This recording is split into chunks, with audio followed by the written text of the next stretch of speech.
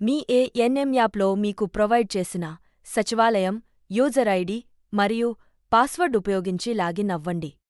Leprosy సర్వేకి సంబంధించిన app open చేయండి. Leprosy సర్వేకి సంబంధించిన సర్వే యాప్ ఓపెన్ అయ్యాక వాలంటీర్ని సెలెక్ట్ చేయండి.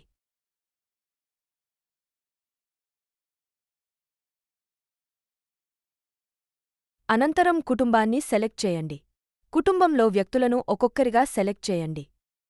సర్వే వ్యక్తిగత సమాచారంలోని అన్ని ప్రశ్నలు పూర్తి అయ్యాక సర్వే సమర్పించండి.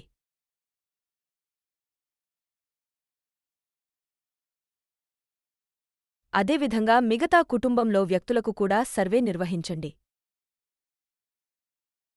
ఒక కుటుంబం పూర్తి అయ్యాక మరొక కుటుంబాన్ని సర్వే కొరకు ఎంచుకోండి.